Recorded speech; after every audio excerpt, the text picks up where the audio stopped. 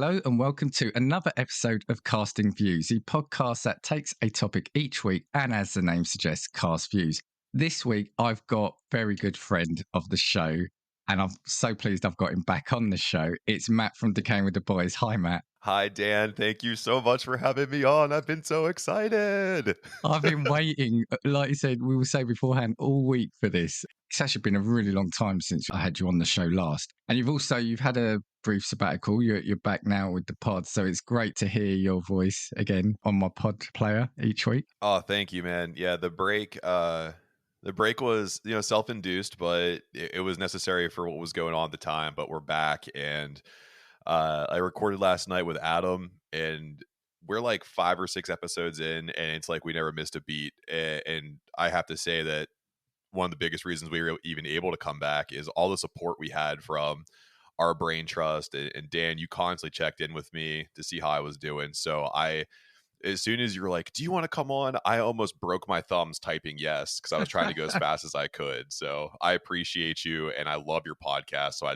absolutely adore coming on here. So thank you again. Thank you very much. And actually, that's what I was going to say. I was saying to you beforehand that I've kind of, even though the content's been coming out each week, I've taken recently a couple of weeks break, and I'm really struggling to get back into it. But like you said, your pod was off the air for, I can't remember, but it was a few months at least. And you have hit the ground like you haven't been away. It's been brilliant.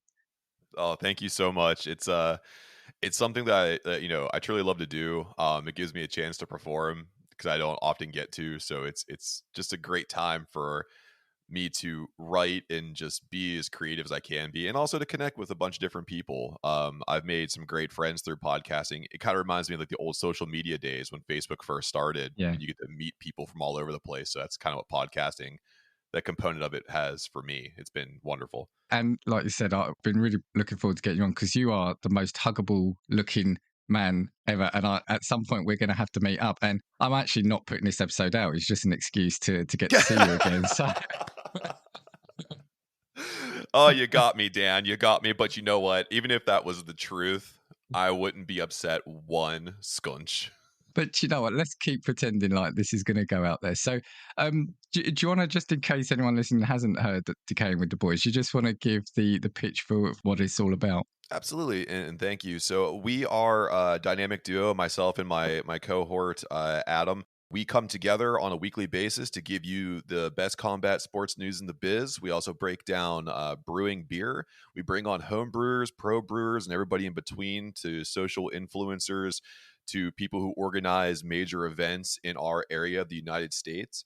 We've also brought on some musical acts, celebrities, and actors to interview them at times. So we take our turns at a little bit of everything, but at a core of it, we love beer and we love combat sports. And you can find us on all social media. We're Decayin WTB, Facebook, Instagram, X, Threads, TikTok, YouTube. You know how it is, man. You have to run everything. The list is getting longer.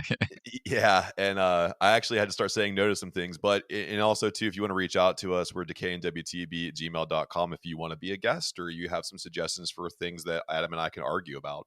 It is truly a fascinating podcast in the topics you go for. You'll be talking about wrestling one moment and then you'll be speaking to a brewer the next. And you also get to hear one of the most infectious laughs in podcasting as well. Thank you so much.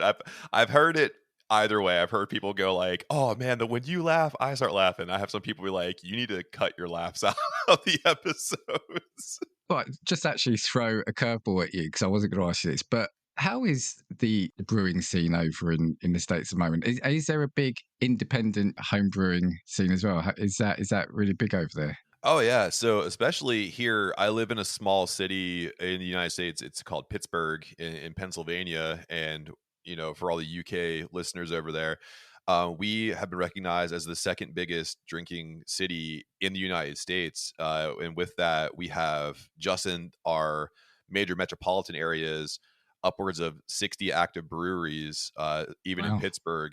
And then the homebrew scene is so deep that actually today, on this wonderful Saturday, Adam, he is packing up all of his gear to go to I believe it's his 6th event of the festival season, and he is a home brewer. So right now he's about to take 3 brand new beers that two new beers and one that he brought back to an event where he could square off against, I think, another 15 home brewers, and it's just the scene is huge. And the cool thing about it over here is that the pro level brewers love the home brewers and vice versa. So there's lots of collaboration and they work together. And you'll see often too where big established breweries will bring on a home brewer for a collaboration, and it'll elevate that home brewer so they have more opportunities to do that. Maybe they go pro. It's so cool, man. Can we get his beers over here in the UK? I'd love to break a few laws to get them over to you, Dan. I'm trying to figure out the loopholes here. Actually, you've got to do an episode over here because I mean, the drinking scene is fairly big over in the UK as well. We do love our pubs and bars. Yeah, I'm thinking. I can't remember when it is. I did go just before the pandemic. There was a big beer festival in London where, yeah, you could just go around. There were sort of beers from all around Europe and the world. And for us, it's quite good because most of our beers are fairly low alcohol volume, I would say. But there, yeah, we're able to try the real kickers, from Europe. So I think people want people to write in and say, yeah, we want WTB to come over to the UK, do a live episode over here. I would love that too. And if you guys have that interest and you want to see what behind the scenes of a home brewer looks like, and Adam is a highly skilled brewer, you can follow him. He's bash_brew on Facebook and Instagram. And you can see how he goes from hot water to delicious cold beer. It's amazing. So check him out too. Yeah, and definitely. If you're not, yes, subscribe to Decayin With The Boys. I mean, it's a great podcast, and Adam and Matt are brilliant. And Matt is just one of the loveliest people. So you'll be supporting a really good person. So do it just for that, if not anything else. So Thank you, Dan. Thank you so much. right, before we get into the episode, let's hear from some friends of the show. If you love talking blockbuster movies, comic books, animation, and TV shows, check out Talking Smack, hosted by me, Josh Scar, along with my rotating cast of co-hosts. We will talk superheroes, movies, animation, and comics with you every Wednesday on your favorite podcatcher. Right, we are back. So I put the idea to you that I actually did this when I came back from a little break at some point earlier in the year. And I did an episode with Antonio because I had to do a short notice episode. And it was like a view on that classic, if you could get three celebrities over for dinner or you could have a meal with three celebrities, who would it be and why? And I was sitting there thinking that I actually think I want to turn this into a regular occurrence. So when I say regular, it might be 4 weeks, it might be 6 weeks, it might be every eight weeks, but it'd be a great opportunity to get a different pod in each time and say to them, right, let's have a dinner party. Because it's also a way of getting into their mind. So yeah, watch out, Matt. It's a way of getting to know them, but hopefully in a fun way. And what I'm going to try to do is tailor it to the person and their podcast. So that's exactly what you're here for. I hope that's what I told you by text anyway. So I am lucky because you are going to host a dinner party. What I didn't tell you is I'm going to be the fourth guest. So you have to, cheeky little devil, you're so cheeky. I hope you bought enough or made enough food. So yeah, so exactly what it is. I want 3 courses from you, and it must be. I mean, I'm not really. I was going to say I'm not really a sweet person, but I'm not really. I don't like my desserts, but tradition in a dinner party dictates you must have one. So I want a starter, a main, and a dessert. And then to throw something different, I said to you, I want a beer for each course. I'm looking forward to what we have with dessert. That'll be a fun one. And rather than doing 3 celebrities, I've given you for each course. So for starter, it can be any celebrity, living or dead. For the main, I want a horror villain, any villain from a horror film or franchise. And for dessert, any combat sports style. And I'll leave it like that because obviously you discuss boxing, wrestling, etc. And then I've got a few other things. So we'll come on to those at the end. Yeah, I'm looking forward. So I've already knocked on the door. You've made me welcome.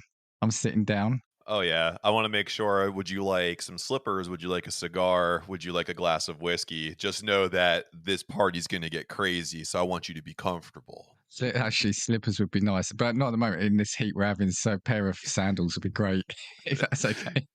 Ask and thou shalt receive, sir. And sorry, and I was going to say, I'm happy for each course for you to introduce it any way you want. If you want to do the beer, the food, the celebrity, it's up to you. So I'll go with the person, the food, and then the beer. And I actually Then for some of the beers, selected my favorite of that style to give that brewery a little bit of a highlight too. So if you're over at the States and you can come through these areas, you can get these beers for yourself. So whenever I think of a celebrity that I want to hang out with, I want someone that's going to be fun to hang out with, someone that I have some idea about.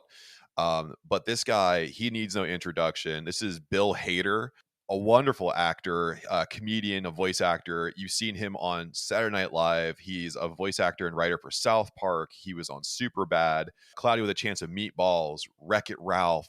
He's a contributor to a ton of the like Jonah Hill, Michael, Sarah, Rogan kind of brain trust they had together that gave you Superbad, that gave you This Is the End. Just a fantastic actor. And from what I understand, just a lovely human being. It's not someone that I think we often see too much on our TVs over here, at least anyway. But I know him from he was in Brooklyn Nine-Nine, I think, for a few episodes. I'm sure he was as the interim chiefs, and he kind of does remind me. Oh, who does he remind me of? Is it Rainn Wilson? I think he reminds me of a bit. They have some similar personality traits, especially when they aren't in character, but also too when they gear up to go into a character, they become very similar, which is why I like Rainn Wilson as well. Yeah, I hadn't realised because I think you said he's very well known for Saturday Night Live, isn't he? Yeah. And yeah, just looking at his filmography, I didn't realise how much he'd done as well. So much. And also too for Saturday Night Live, he was the classic character Stefan, if you're familiar with that. He and John Mulaney came up with a character who he was a club goer, and he'd be like, "This club has everything you need. It has asbestos, Family Links magazines, Dan Cortez." And it was so funny every time to see him come on to the weekly recap. And and I would just love to then split an appetizer with him at the onset. So the appetizer I chose to have with you and Mr. Hader would just be some good old fashioned diner fries, big thick cut steak fries. But the caveat is having a smorgasbord of dips.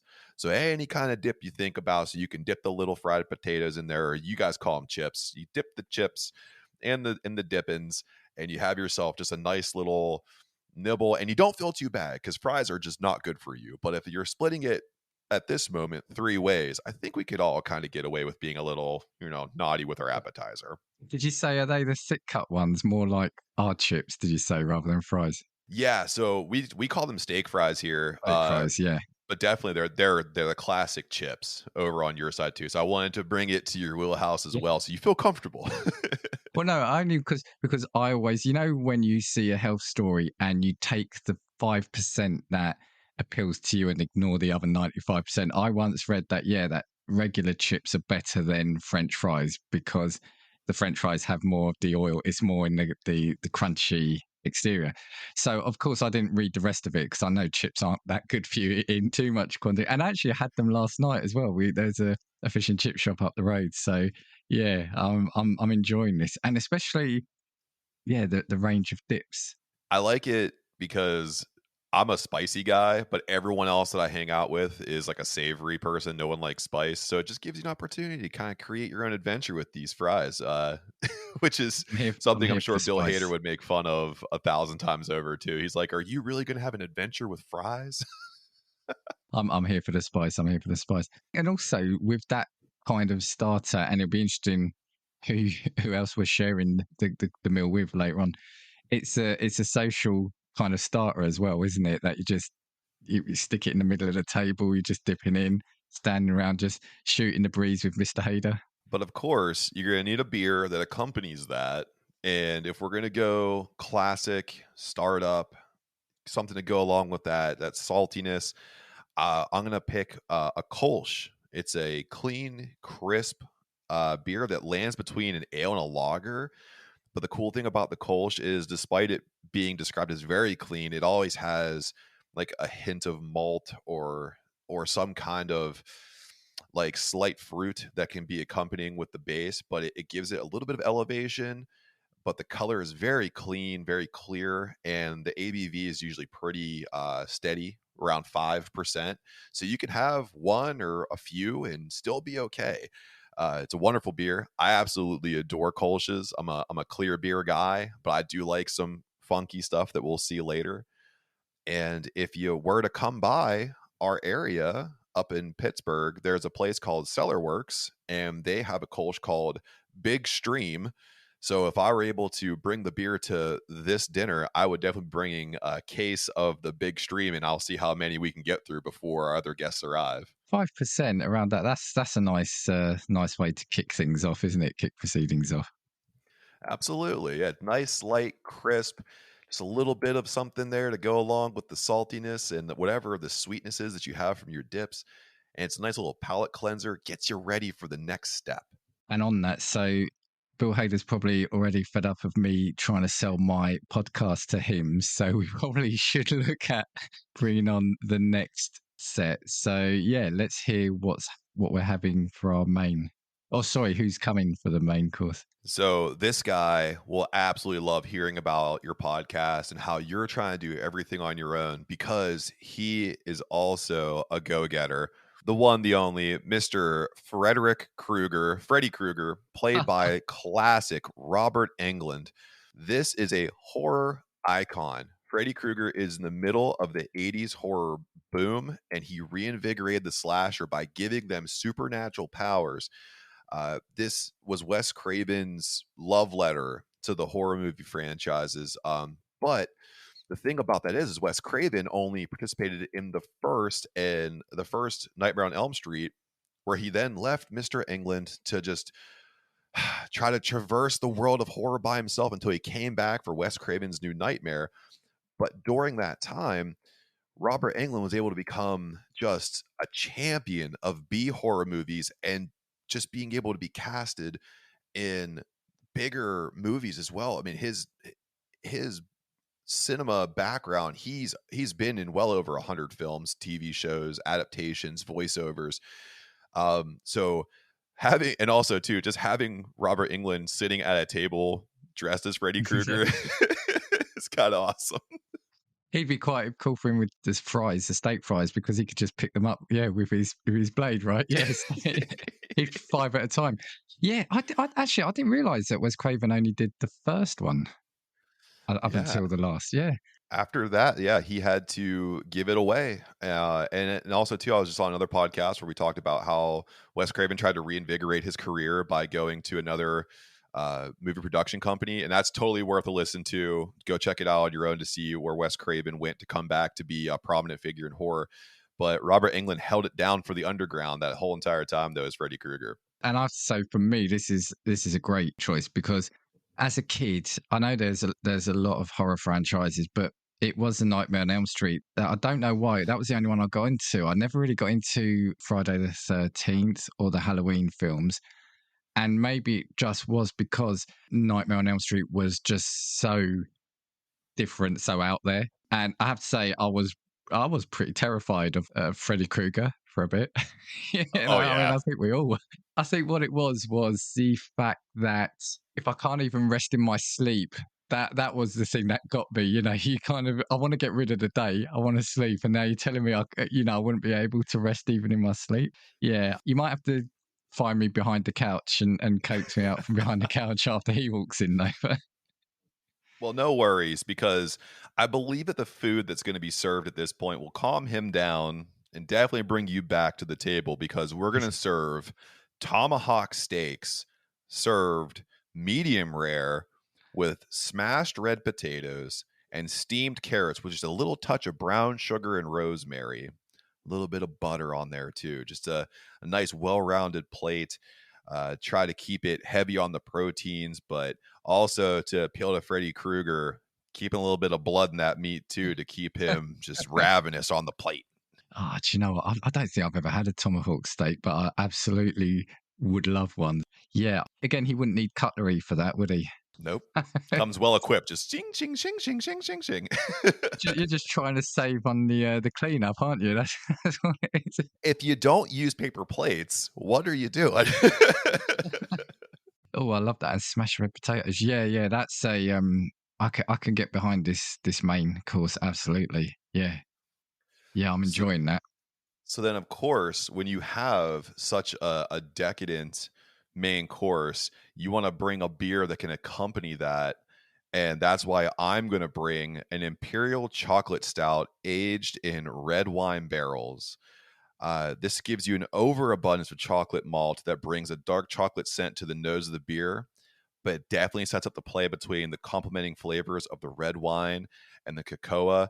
The ABV is higher. It sits between 10 and 12%, but that it's just not made for the chuggins. It's made to be sipped. It's made to Mm. accompany the meal. And if you want one of these bad boys, you can go down and see Karen and Ann in South Carolina at Holy City Brewing, and you can ask for a little stein of nice legs, clocking in at 12.5%, aged in red wine barrels. That bad boy kicked me right in the butt when I was down there. And this is the best beer I can think of to accompany just a perfectly cooked tomahawk steak. I'm just enjoying listening to you describe both the food and the beers. This is just heavenly. I've got to get you on for another one of these. Yeah, that just sounds so good. So, sorry, how did you describe it? An imperial chocolate stout aged in red wine barrels, was it? And like I said, 10-12%. That's a heavy volume, but you're having a tomahawk steak with potatoes, right? So, and as you said, sipping it, that sounds like a great accompaniment. It gives you both sides of it. You have the chocolate that goes along with that. The red meat gives it that nice play, that nice balance.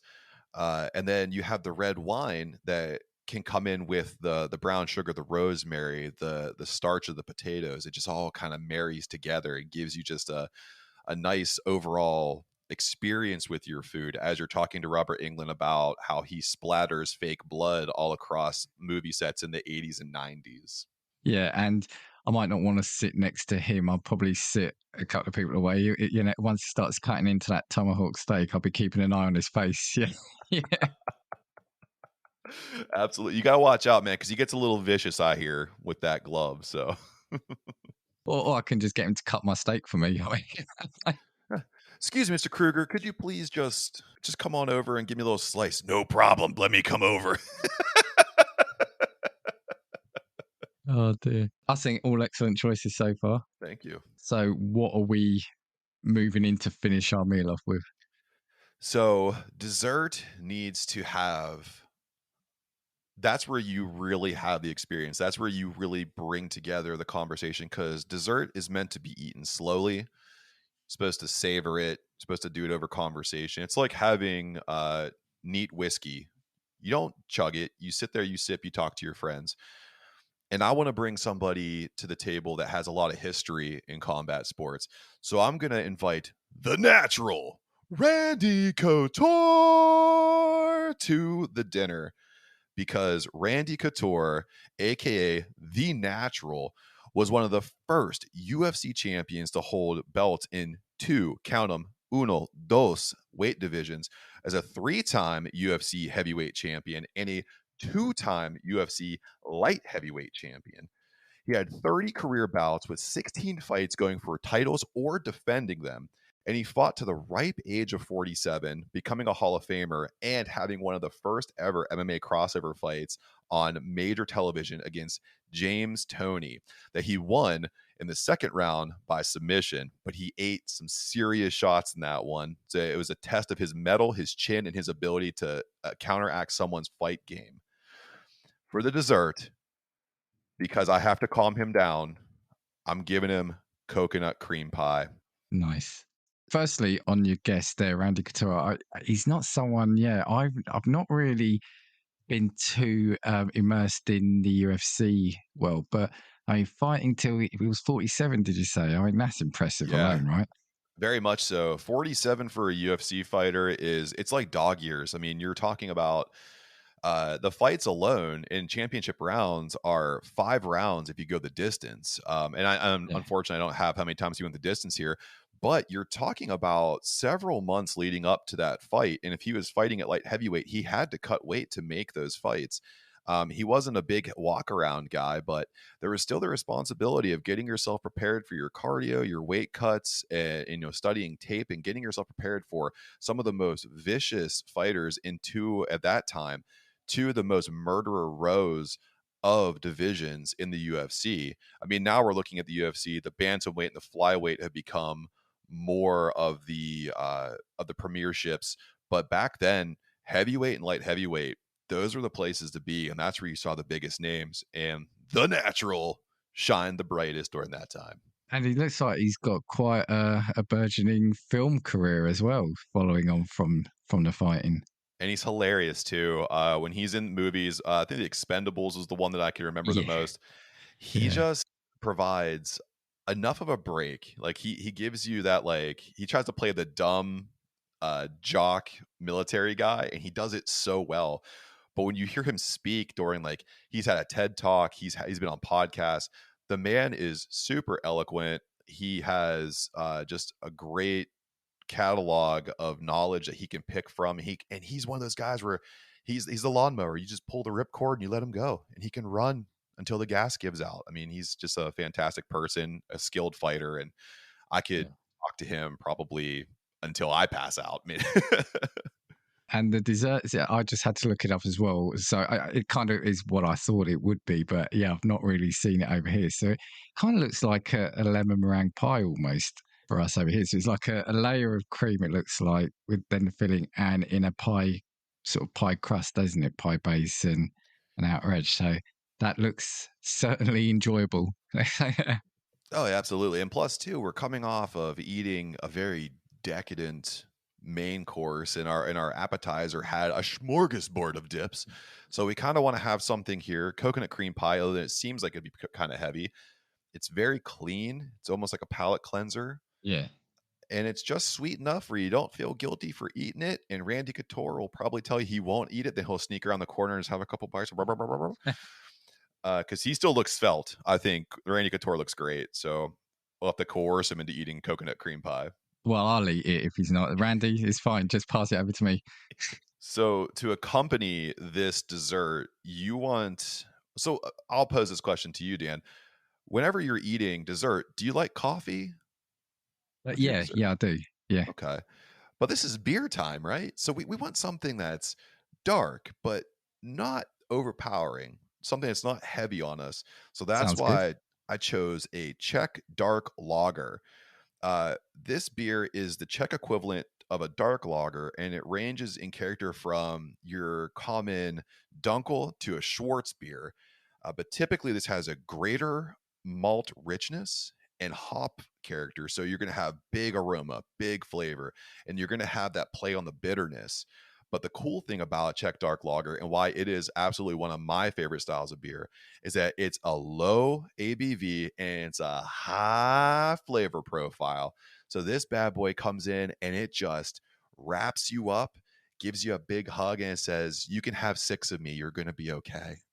And if you come through our area and you want one of these bad boys, you can go down to Monday's Brewing and you can get their Czech dark lager, and they call it Pivo. It is amazing, and Sam down at Mondays has done a great job, and they actually collaborated with the other brewery I talked about at the top of the show, Cellarworks, to make this beer. So you can give love to 2 breweries at the same time by going to one establishment. Great finishing beverage for that. And like I said, I see it's great how you've you managed to incorporate it, because I was actually going to say to you, if there are local breweries or places, mention them. But yeah, you've done that anyway, so that's brilliant to hear that. Okay, so yeah, I think that's quite an eclectic mix. So if we just recap, and I got it right, so we've got Bill Hader, diner fries with dips, and a Kolsch beer. Was that at the start? Yes. From Cellarworks. Yep. For your main, we had Freddy Krueger, tomahawk steak, and an Imperial chocolate stout. Do you know what? I wrote the name down and I can't read my writing here now. You'll probably have to repeat it for me. Oh, for sure. It's an Imperial chocolate stout aged in red wine barrels. And you can grab that from Holy City in South Carolina. And it's called Nice Legs. Oh, there we go. Yeah, I had nice less.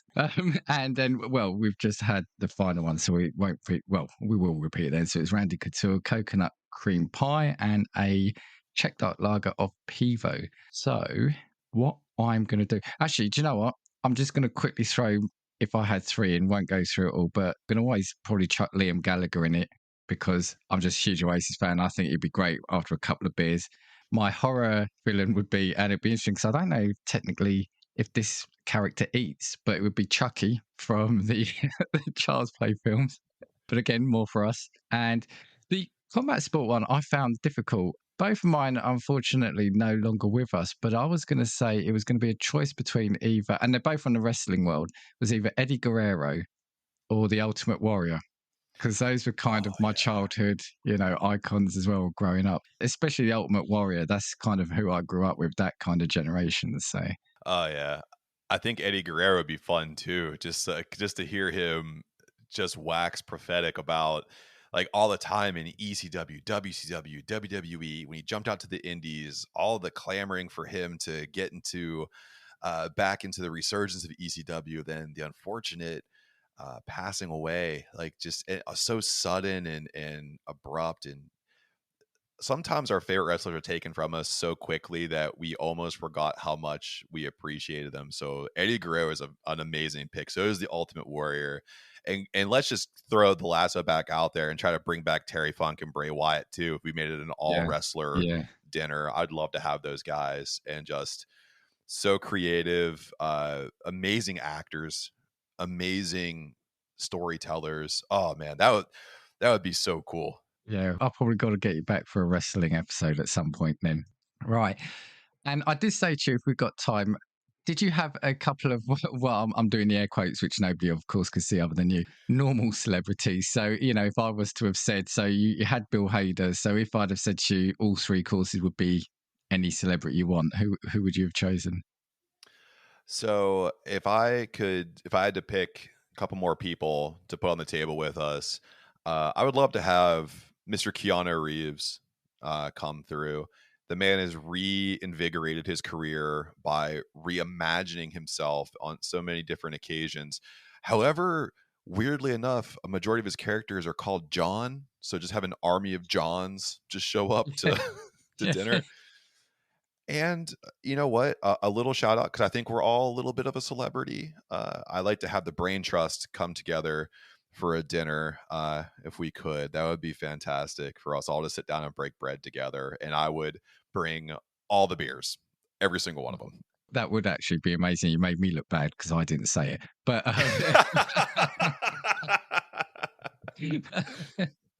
but that actually would be amazing. I keep saying about how far away I live, but then even for you all, you're all so far apart from yourselves. That's the thing you've got to keep forgetting. I mean, I have managed, though, I've met Antonio. I've managed to meet Antonio. So I'm trying to work out whenever we're planning holidays, I keep trying to suggest towns around America that I know where you all are. So let's see what happens next year. Okay, very solid picks, except for the last one, the Brain Trust. I hope you've got a big enough fridge to store all the food in. That's all I say. Oh, I'd rent a hotel room for that one. Like a couple hotel rooms, just open the doors and do the old like adjoining room tag. Just keep running through each room. Each room has a different thing. There's beer in this one. There's food in this one. There's podcast setups in this one, so we can do collaborations. Just have a great time. Well, for the rest of the Brain Trust listening, this sounds like a verbal contract to me. So I think we're there. Right, I'm going to swiftly move on before you can retract. So let's go back to your celebs, and we're saying so. It's of course me. I'm guest number one. I'm going to keep putting myself at the top. So you've got me. We have got Bill Hader. We have got Freddy Krueger and Randy Couture. We've eaten. We've drunk. There's a few other things I wanted to throw at you. So what film, and it's any film, any genre, what film would we watch before we go out? And I'm going to leave it as vague as that for now. Oh wow. You're going to Any say, film? this is, sorry, so you're going to sit us down and say, if you want to get to know me, you're going to watch this film with me. Oh gosh.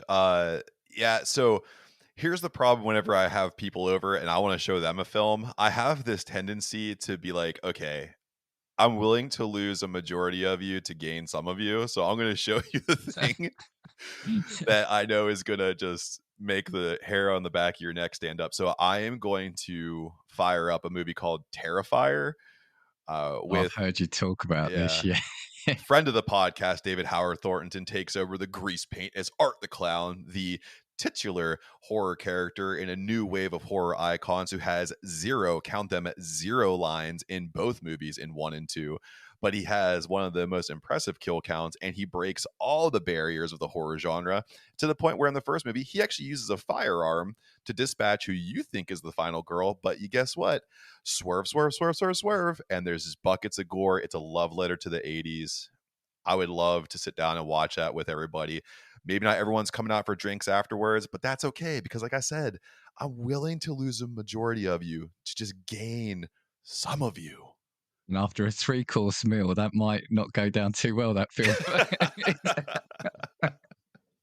But it is so you. So, no, that's perfect. That's perfect. Right. So, okay. So, we've watched a film. You've kept us all. None of us have gone. We're all saying, right, okay, brilliant film.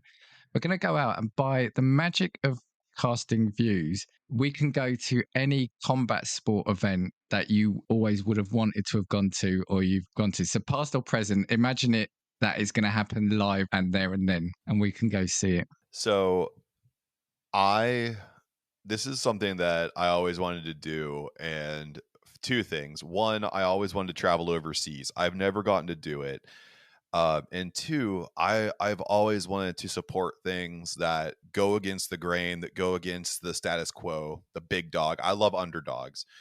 So we just saw over in Wembley Stadium, AEW sold out Wembley for All In 2023. And I know it's a very current card, and it was marred with some issues with CM Punk. He's gone. We're going to pretend like that never happened. I would love for all of us to go be front and center to watch that card. It was incredible. It was electric from the 0 hour to the main event with MJF and Adam Cole. Just, and surprisingly enough, too, started with Adam Cole and MJF in a tag match and ended with them fighting over the biggest belt in AEW as the main prize. And it was just front to back, it's packed. I mean, you had everything you wanted. You had tag team match, you had great singles matches, you had a trios match, you had the women's world championship belt was defended in a 4-way match. I mean, you had storylines just absolutely driven to their breaking point, and you had this air of, will Adam Cole turn on MJF, or will MJF turn on Adam Cole? And throughout the entire match, there was all this heel stuff that MJF was doing to Adam Cole, and Adam Cole would return with his over-the-top baby attitude, and it was incredible. And I would love to share that experience with you guys because I think that would be a great time for all of us. And selfishly, I would have been able to go overseas and see it as well. And again, people listening, you can't see this, but I've just got the biggest smile on my face because if you can hear the passion that Matt describes these things, that is absolutely why he's just such a great person. Do you know what? AEW is done really well over here, and it was an event. That event I wanted to go to, but I actually was coming back from holiday that day that it was on, so I couldn't. So I know a friend and I did discuss it. I mean, he messaged me and then, should we go tonight? I said, no, I've already looked and I can't. And I would actually say to people that even aren't into wrestling that these wrestling events, I'm not even going to say a handful. I think I've been to 3. They're great fun to see live. Yeah, absolutely. I could say the one that is memorable to me is back in 2005, I went to Payback in Pittsburgh, Pennsylvania, and the main event was Stone Cold Steve Austin taking on the Big Show, Big Paul White, and that's the time where Stone Cold Steve Austin threw the Big Show through the cage, rolled over top of him, and won the match at the fervent behest and the downfall of Vincent McMahon, the leader of the corporation, who wanted to see Stone Cold fall. But Stone Cold reigned supreme as he always did, because Stone Cold doesn't take it from anybody, including Vince McMahon. Hell yeah! So it was just an amazing event, and it was so much fun. Years ago, I went to a Raw event over here. Oh, I mentioned to you a few weeks ago in the WhatsApp chat that I went to a TNA recording when I was at Universal Studios a few years back.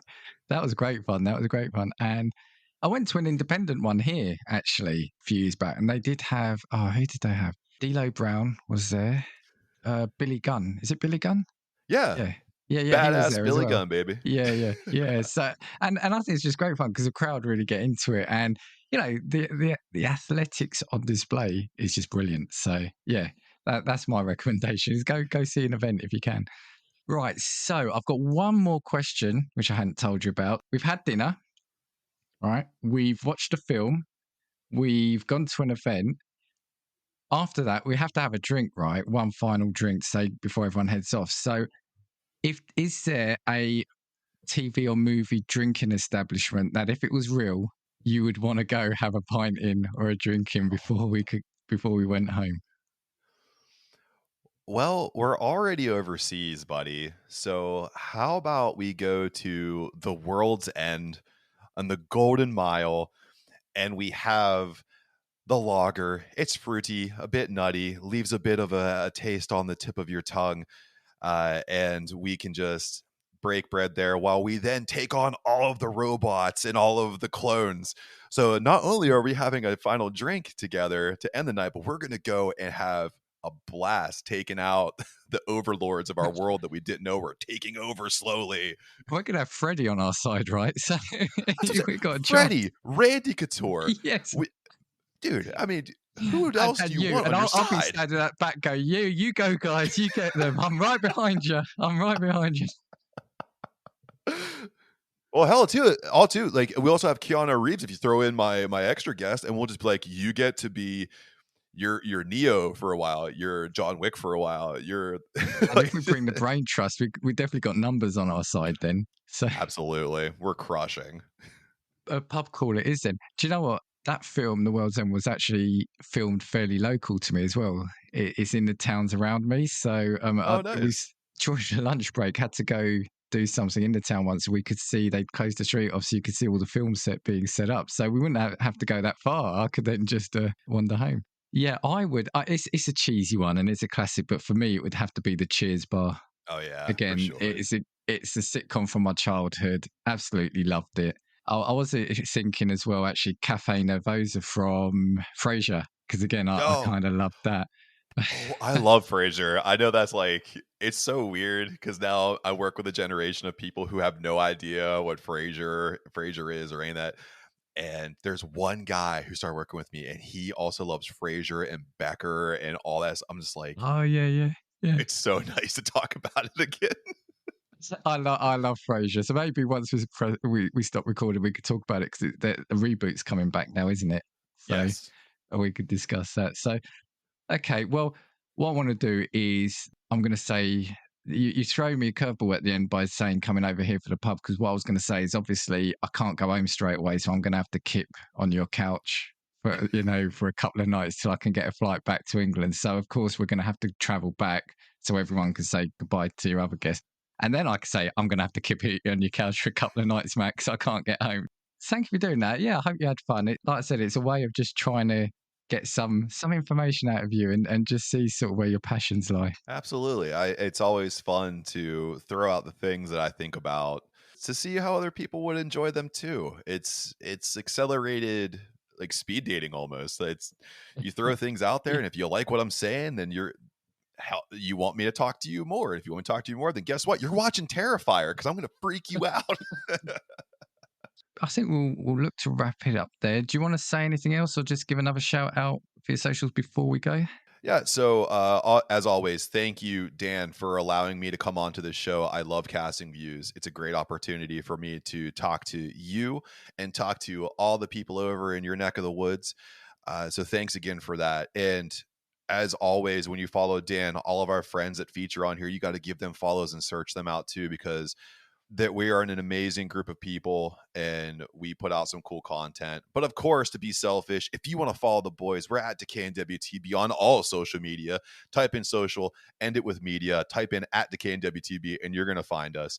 And don't forget about Adam, _brew. So you can see how a home brewer brings it from a 3-barrel system all the way over to winning some medals here in our area. So thanks again. And hopefully you follow us and you are already following Casting Views. I really need to be able to package up my sales pitch like that. That's superb. Thank you for coming on. It's been too long since I got you back, and I have got 2 or 3 other ideas for you, which we will talk about soon in the near future. I'll leave it at that. If you like the sound of this, if you want to appear, like I said, I'm going to make this episode a regular occurring guest slot feature. So if you like what you've heard, you want to throw your hat in the ring to have a dinner party with me, and who wouldn't, drop me a DM or contact me on my socials. You can get hold of me at castingviewspod@gmail.com, or as Matt said, on all the socials, just look for Casting Views and drop me a message. I won't list them all there. So yeah, take it easy, and I will see you on the next episode. 1, 2, 3, 4. If I want your opinion, I will give it to you. Come on, check what we've got, 'cause you need it. Don't make us get